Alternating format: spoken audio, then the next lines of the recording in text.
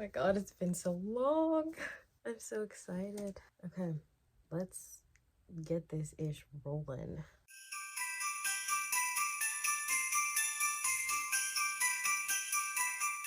Hello everyone, welcome back to my booktube channel. Hi. It's been so long since I've recorded, since I've edited, since I've posted anything. When you're watching this video, I will have not posted for 2 weeks. Originally, it was just supposed to be 1 week. I was gonna take a 1 week little break, and then things ended up moving on from there, and it ended up being a little bit longer than a week. Oopsie. I'm gonna explain. It's not a very long explanation. Basically, long story short, the week that my last video came out, which is the tier ranking video, I went out of town.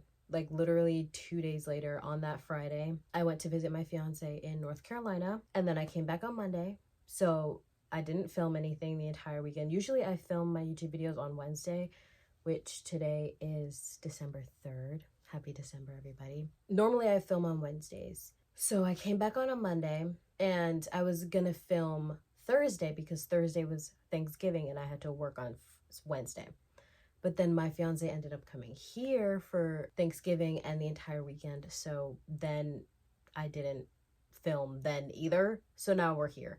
Now it's the following week after not filming for like 2 weeks or editing or posting anything, but we're here and it's fine. And it's Christmas time, hence my Christmas sweater. I'm gonna try to wear like Christmassy colors the entire month. We'll see how that goes. So that's like life update. Reading update wise, I'm gonna give you guys a few. The first update is that there is no update. The first update is that the entire month of November, I did not read a single thing. So there will not be a November wrap up. And there also won't be a December TBR. I'm just gonna let myself rock for the rest of the month / year, because hello, the year is almost over. So the rest, this entire month of December will be end of year videos, starting with this one. I'm very excited for the remainder of the month because you guys are gonna get really fun video. I feel like the end and the beginning of the month, as well as the end of the beginning of the years, are just like prime time for YouTube videos because I feel like I have just so many ideas. This one is a very basic one, but this video, we're just going to talk about my top 15 books of the year. As of right now, I've read 39 books this year, 40 if you include the one that I'm reading right now. Now, unfortunately, I will not be able to give you guys every single end of year video on the last day of the year. So obviously, any book that I end up loving that comes after this video will be included next year, and yada yada. You know, things like that. We have a whole stack you can see right here of 15 books, my top 15 from every single month of the year. We're gonna talk. It's gonna be interesting. Now, another disclaimer. You might be wondering, in this top 15, because they're not included at all, Ria, where's the Magnolia Park series? And to that I say, you will never catch me reading, promoting, talking about anything, any of that author's books ever again. Under other circumstances, there would have been pretty much the entire Magnolia Park series in this video. But because of that, no. And I had a ton of other favorites, so it's totally fine. Now we can start. So coming in at 15, we're going to start at the bottom, obviously, and work our way to the top. Starting at 15, we have Pucking Sweet by Emily Rath. This is the third book in the Jacksonville Rays series. It is a interconnected hockey romance series, and I love this series. The first one, Pucking Around, is actually my favorite, but this one comes in second. This book follows Piper, Lucas, and Colton. Yeah, it is like a little throuple situation. Poppy, did I say Piper? What did I say her name was? I'm sorry, I don't remember, but her name is Poppy. Poppy is the PR manager for the Jacksonville Rays, and obviously Lucas and Colton are players on said team. When it comes to Poppy and Lucas's relationship, it's very much like a I hate you, but I love you kind of thing. He's always the one that's getting into trouble and she's having to clean up his messes, things like that. And Colton and Piper, I keep saying Piper, Poppy, Colton and Poppy, it's very much like they've always liked each other, but like never knew if they wanted to like mix work and play and things like that. And then Lucas and Colton are best friends, which I love. Lucas has always been on his own in terms of like family and stuff like that, and Colton's always been surrounded by so much love, so they balance each other out perfectly. The whole dynamic of these characters was so perfect. I loved this book. This book was so good. And then obviously there's the whole added element of it's a secret relationship. And the crazy thing is that you see crumbs of this book throughout the first two, which I love. I always love things like that. So yeah, this book was really good. I don't remember what I rated it. We're not going to be talking about ratings. I'm just going to tell you guys my favorites. So this one is at 15. Coming in at number 14, we have Red Card by Maren Moore. I actually got this book as an ARC, and I read it as soon as I received it, and I loved it. It was my first Maren Moore book. I'm definitely going to be reading more. This book was so good. It's like a college sports, it's a rugby romance, which I've never read any other rugby books other than Boys of Tommen, and it's not even like Boys of Tommen is like a sports romance, you know what I mean? This book follows Killian and Rory, and Killian is this like bad boy from England, and Rory is the coach's daughter. So when Killian moves to this school in America to join the rugby team, he does not fit in at all. And the only person he really seems to get along with is Rory. So he asks Rory to like kind of help him get in with the team, because not only is she the coach's daughter, but she's like the equipment manager. Rugby is like her favorite thing ever. So they strike up that little deal with each other. She'll like help him fit in with the team more, and he will help her kind of figure out what to do when it comes to guys, because she's never had any sort of successful relationship or any sort of relationship at all. And she's like, I want to know what I'm doing wrong. Oh my god, this book was so good. This book actually really took me by surprise. Before I even received it, when I was like chatting with Forever Publishing, who sent me this book, they obviously sent me like the summary of it, and I was like, immediately, I want to read that. And I read it in like 24 hours. It was so good. I love this book so much. It was fantastic. So this book was at number 14. Or not 14. Yeah, 14. Hugging Sweet is at 15. I don't remember if I said 14. Clearly, I haven't filmed in a while. Coming up in 13th place. Now, this may seem like it's ranked low, but this is still top 15 of the entire year, guys. Like, let's remember that. We have Face Off by Chelsea Gurto. This is the first book in the DC Stars series. DC Stars has jumped to one of my new favorite hockey romance series ever. I know a hockey romance series. I've read so many that I know a good one, and this is a good one. All of the characters are to die for. All of the relationships are amazing. The friendships are fantastic. This book in particular follows Maverick and Emmy. Maverick is the like playboy captain of the DC Stars, and Emmy is going to be the first woman in the NHL. She joins the DC Stars, and they kind of get off on the wrong foot. Like I said, it's like reformed playboy and this girl that's like not really giving him the time of day because she knows about his reputation and things like that, and then it becomes like a friends with benefits situation. This book is so good. This book is so good because not only is every single woman in this entire series, they're all just like such strong, badass women. Emmy's the first fucking woman in the NHL, which I loved. Their story was like the perfect start to the series. I just thought it was perfect. Next up on the list, coming in at number 12, we have Wild Eyes by Elsie Silver. This is probably my favorite Elsie Silver book. It is up there with Reckless. I loved this book. I read this book, I want to say in like February, and I fell in love with it. Have I read the rest of Rose Hill yet? No, but I loved this one, mainly because I listened to it. I listened to it on Audible because Teddy Hamilton narrates the MMC. Also, I have tea. I drink my tea every morning. You guys probably think that I run off of coffee and energy drinks. I drink tea every single morning before I drink anything or eat anything else. So suck it.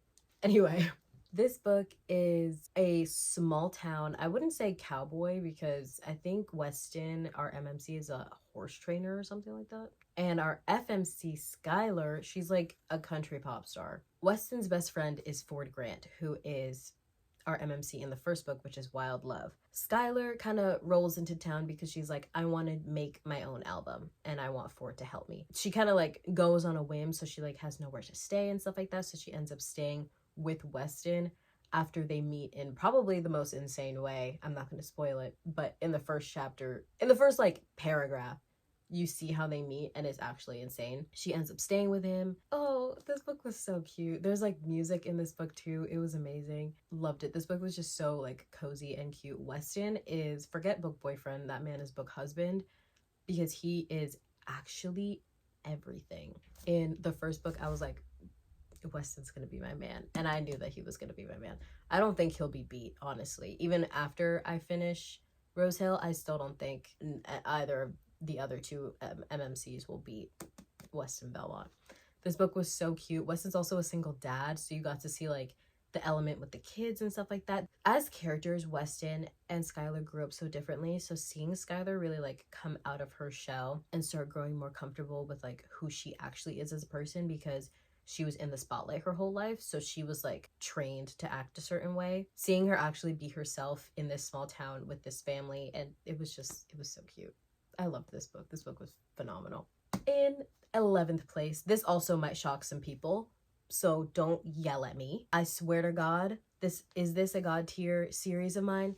Yes, but something's gotta give. Insatiable by Lee Rivers. This is the first book in the Edge of Darkness trilogy. Now you guys know that the Edge of Darkness trilogy put me in probably one of the worst slumps I've ever had. It caused me to not read for a month. Usually my slumps only last like a week, 2 weeks max. No, this book put me in a month-long slump. Did I say book? I meant series. This series put me in a month-long slump. Do I love the series with every fiber of my being? Obviously. But Insatiable was my least favorite in the entire series. Now, not to say that it wasn't good. Do not get me wrong. I love this book so much. I can't even say their names without wanting to die. I love the two main characters so much. But I wasn't like obsessed with them or with the storyline yet. Reading this book in Voracious was when I got like super emotionally attached. I was still like engaged and intrigued, and like, did I finish this book at night and then pick Voracious up the next day? Absolutely. But it's not like this trilogy had me in a chokehold right from book one. My chokehold grew around book two.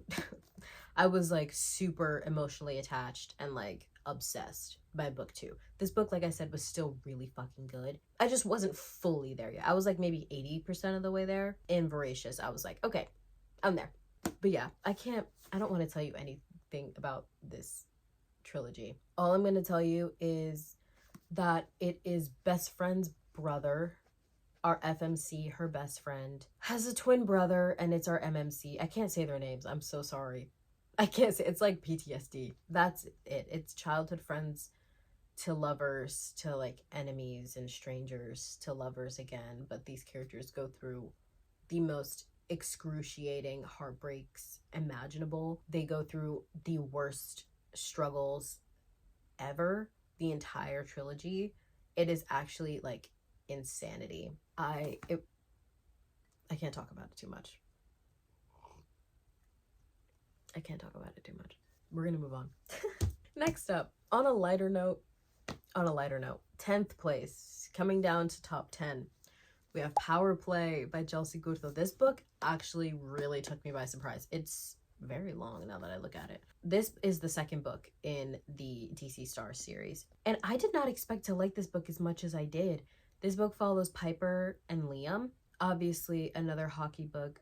Liam is the goalie for the DC Stars, and Piper is the DC Stars ringside reporter. It's grumpy. It's so Grumpy Sunshine. And it's like another little deal situation. Piper asks Liam to like teach her certain things about, spicy time, because she is newly divorced and had been with the same man her entire life. Didn't really know what to do in terms of that. So she was like, now that I'm divorced and I'm gonna get back out there at some point, like, I want to know what to do. Can you help me? And he's been obsessed with her for years. So of course he's like, of course. I love this book so much. I loved Piper. She was such a sweetheart. Like I said, this book is Grumpy Sunshine. She is so sunshine. They just balanced each other out so perfectly. Like, She was the perfect amount of sunshine, and Liam was like the perfect amount of grumpy. I loved them together, but I also just loved them separately. Piper was such a strong character because she showed that like you can be a genuinely really nice and sweet person and still like have a backbone and stand up for yourself and be a strong woman and a strong character in this male dominated area. That's what all of these women in the DC Star series do so well. They're all such strong FMCs that are in male dominated fields. It's just perfection. But I loved this book so much more than I thought I would. But yeah, Power Play. In number 10. Number 9 is Nocticadia by Carrie Lake. I really liked this book. This is the only standalone, so I guess that's a good thing because you don't have to read any sort of series, or a lot of these are interconnected standalones, so you don't technically have to read the rest of the series. I just recommend it.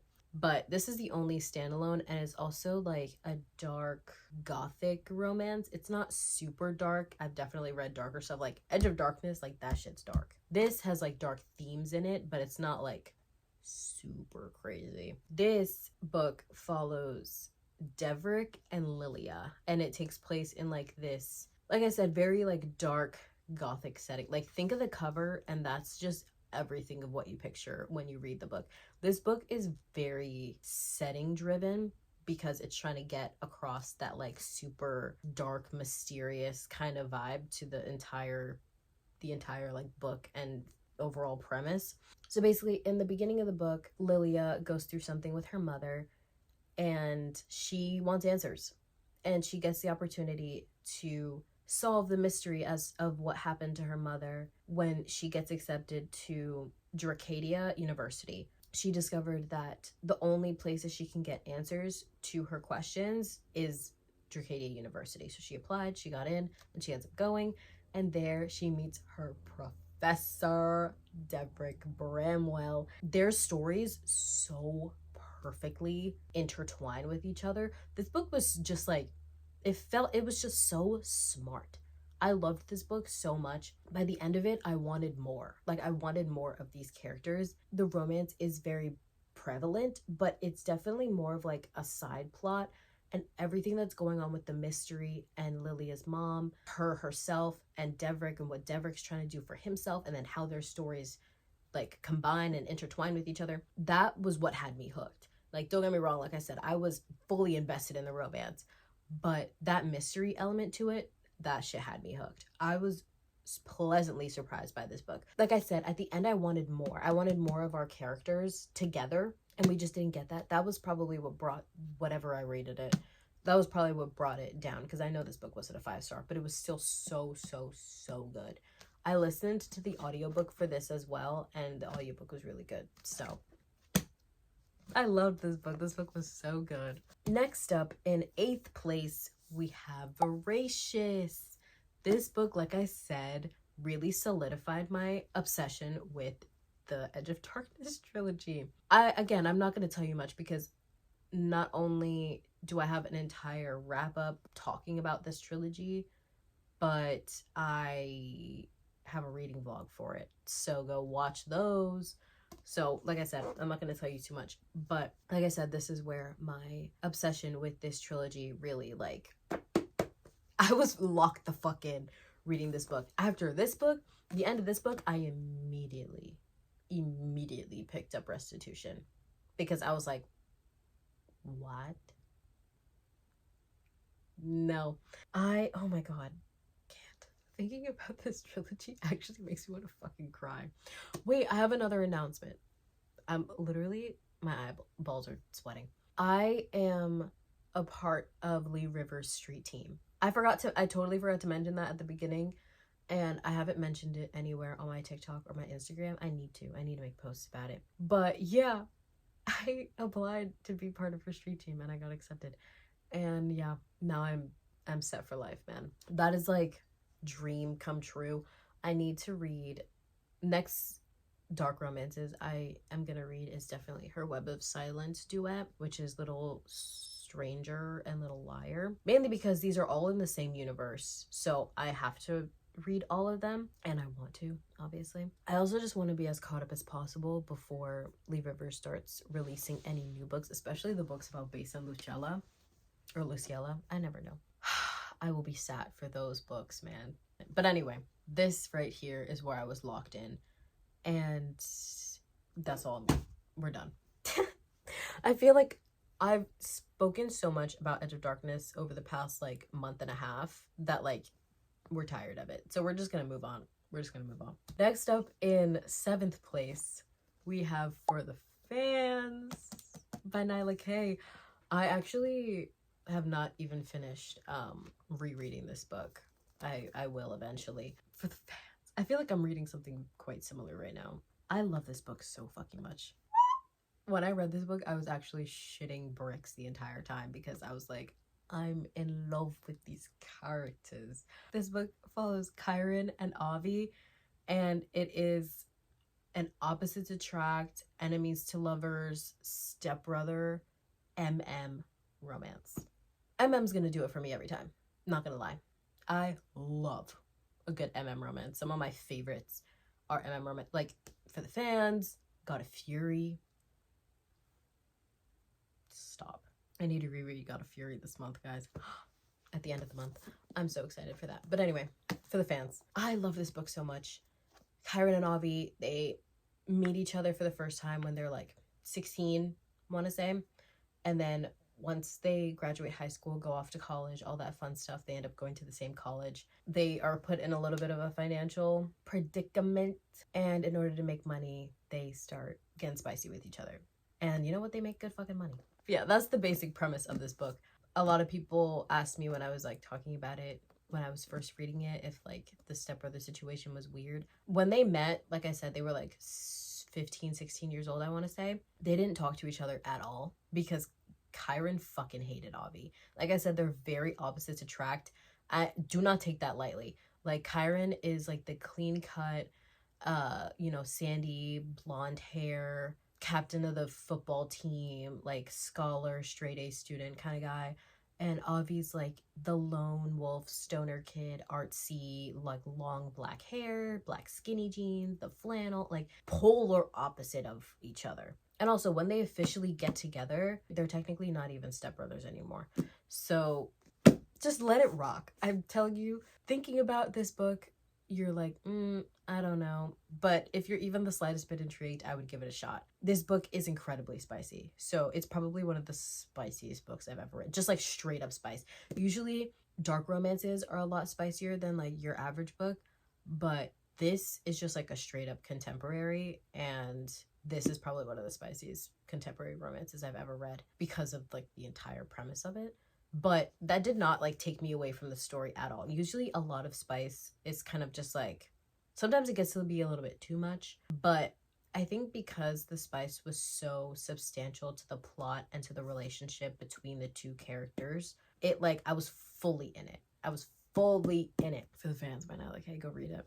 In 6th place, oh my god, we're getting close. In 6th place, we have Beautiful Fiend by Lola King. This is an example of like a spicy dark romance. Dark romances usually are a little bit more spicy than normal books, but oh, I love this book. I was fully obsessed with this book as soon as I finished it. As soon as I finished it, I was like 5 stars, and I still stand by that. Usually I end up changing my mind, or like ratings go up, ratings go down, but I said 5 stars when I finished this book, and I fucking meant it. This book is the first book in the North Shore series. Oh, I totally lied. For the Fans is a standalone too, so you don't have to worry about a series. However, this is the first book in the North Shore series by Lola King. This book follows Billy and Caden. It's like enemies to lovers. They're in rival gangs, so they're like natural born enemies to lovers. Oh, I love this book. Caden King is like Killian Carson. If you like Killian Carson from God of Malice by Rena Kent, you would like Caden King. Caden takes a liking to Billy and just kind of grabs onto it and does not let go. But Billy's like, she's a fighter, a literal fighter too. Like, she wants to like be a professional fighter, but she's also just like a fighter in general. So she does not put up with him lightly, but he fucking loves it. I love this book. This is another book where these two characters just balance each other out so perfectly.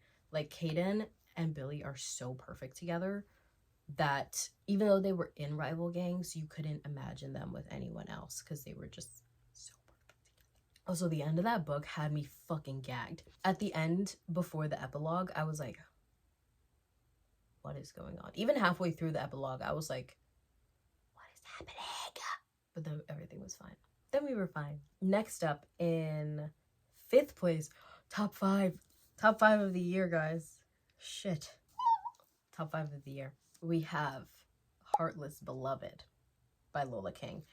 This book snuck up on me, not gonna lie. When I first read it, I was like, you know, I think I gave it 4.75 because I loved it. But I didn't think that I loved it more or even as much as Beautiful Fiend. And then, you know, time went on and I started thinking about it more. And then I kept thinking about it and I was like, that book was actually so fucking good. And I still think about the plot twist at the end of this book so often. This book follows Zai and Alexandra, and it is another opposites attract kind of situation. It's also like very good girl, bad boy. Zai is another gang member. He's actually Billy's stepbrother. Alexandra is the senator's daughter. And like some crazy shit happens at the beginning of this book. These books are very dark. I will say, other than the Edge of Darkness trilogy, North Shore is probably some of the darkest dark romances that I've ever read, but they're so good.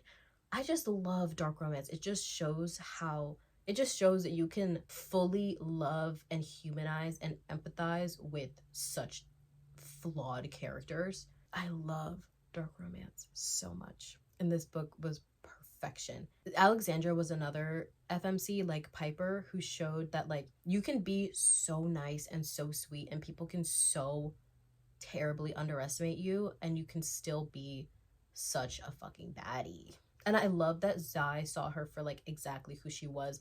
He knew what she was capable of before she even knew, and I loved that.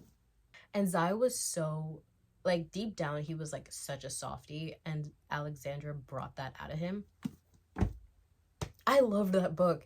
That book was actually so good. I did not expect to like become so obsessed with it, even more obsessed with it like than Beautiful Fiend, because like I said, when I first finished Beautiful Fiend, I was fully in love. I was like 5 stars.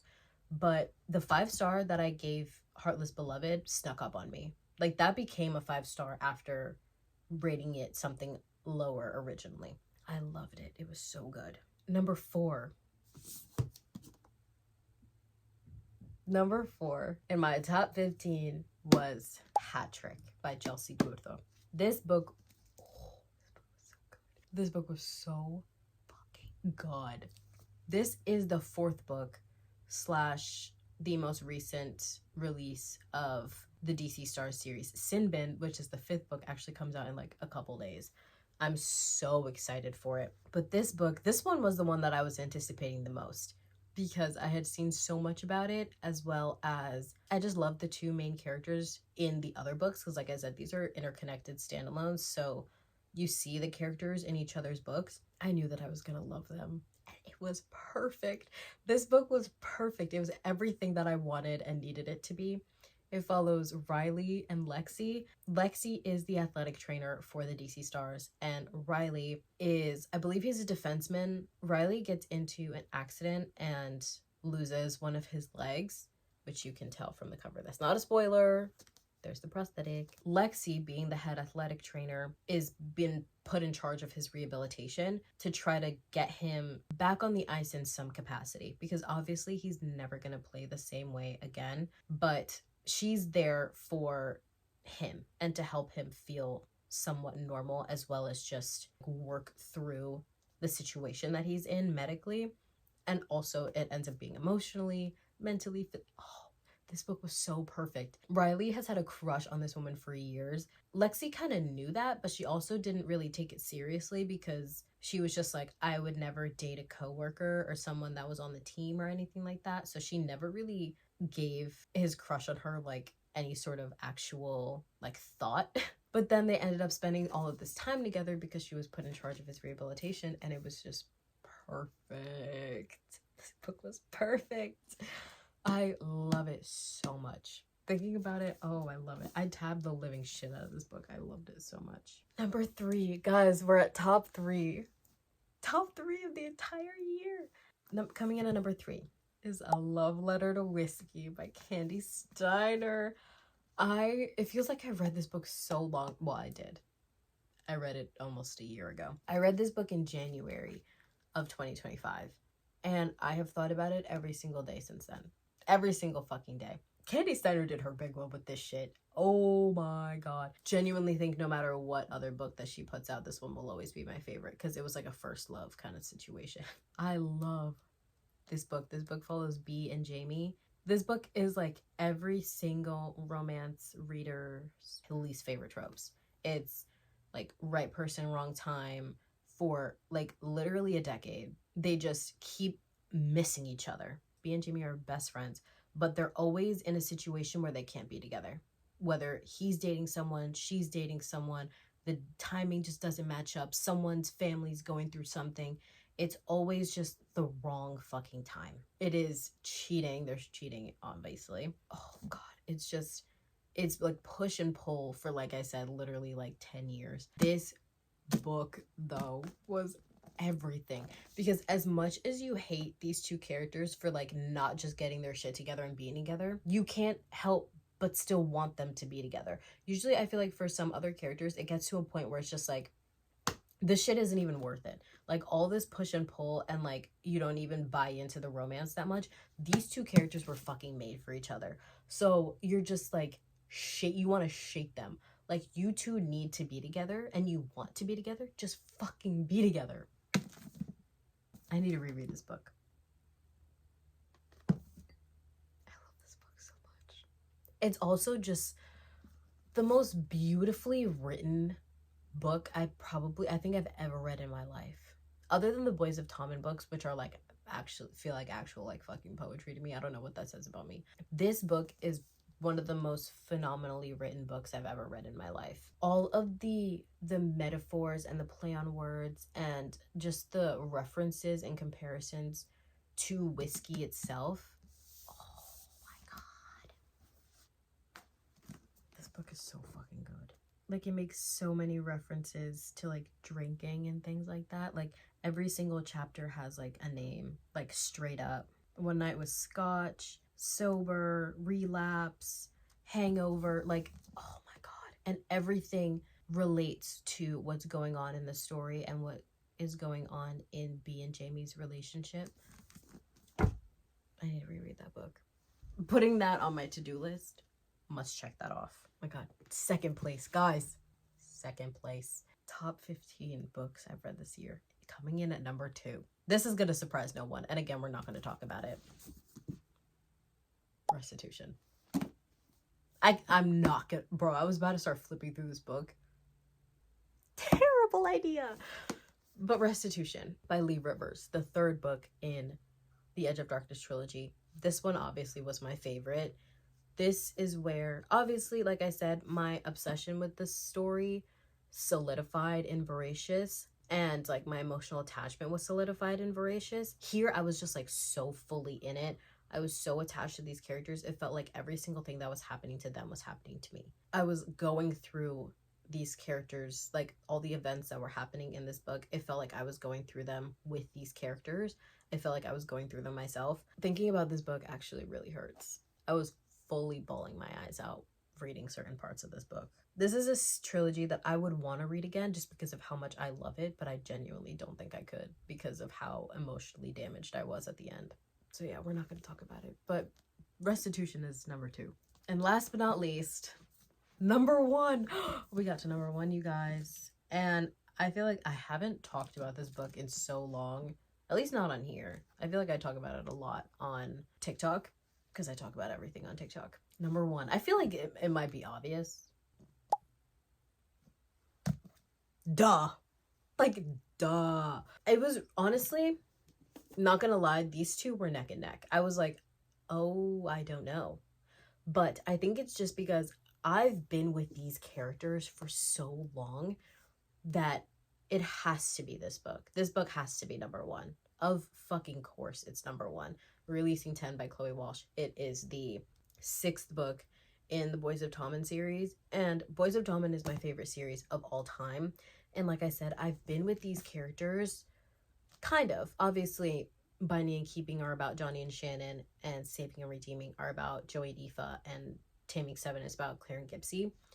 But I've been living more or less with these characters that entire time. Have those books been specifically about these characters, about Lizzie and Huey?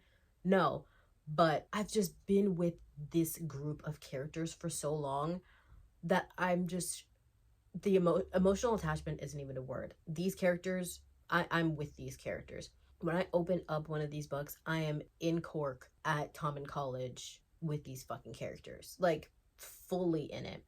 I was fully in it from Binding 13. Like, the emotional attachment started right away.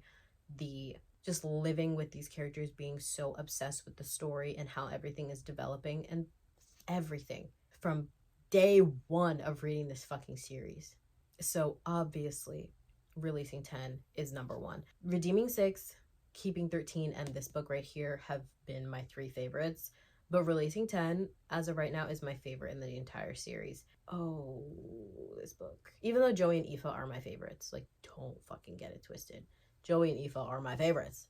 Lizzie and Huey's story was just so heartbreaking from beginning to end, especially because this book is just, it's the first part of their story. Lizzie and Huey are gonna get at least one more book, I know that much. Knowing how their story ends, at least knowing how it ends here, and not having any sort of knowledge as to what is going to happen next for them, not having any sort of like inkling as to where the story for the other characters is going, it was just, oh, this is the other book that put me in a bad reading slump earlier this year. I also have a reading vlog for this book. It was so fun. That's probably one of my favorite reading vlogs that I've ever done. I don't think I've cried harder reading a book than when I read Releasing 10. I think Releasing 10 and Restitution were like the hardest I've cried the entire year, like reading a book. But yeah, it had to be Releasing 10. Like, again, duh. That's it, you guys. That is my top 15 books of the entire year. Yeah, I'm not even gonna attempt to like lift these books up. Be on the lookout for more end of year videos, because I have some coming for the rest of the month. And then also the beginning of the year videos are also going to be a lot of fun. I'm very excited. But this is my top 15 books of the entire year. Very fun. I've had a lot of fun talking to you guys about these because, like I said, they're my favorites. So obviously I want to talk about them. But yeah, let me know some of your guys' favorites from the year. If it's any of my favorites, if you've read any of my books, if you loved them, if you hate them. I say my books as if I wrote them. I will never write a book. Yeah, I'm back. So be on the lookout for more videos. I'll see you guys in my next video next week. I promise. I also need to be better about pre-filming when it comes to like going out of town or leaving. I love you all so much. I hope you have an amazing day or night or afternoon or whatever time of day it is where you are. For me, it's literally 10 in the morning. I have someone coming over later, one of my friends / coworkers, to do my nails. And since she's a beginner, she was like, you gotta carve out some hours for me. So I was like, I'm gonna get my filming done before she comes so that I don't have to worry about losing daylight. Literally, it gets dark at 5 p.m. now, so I'd be fucked. I love you all so much.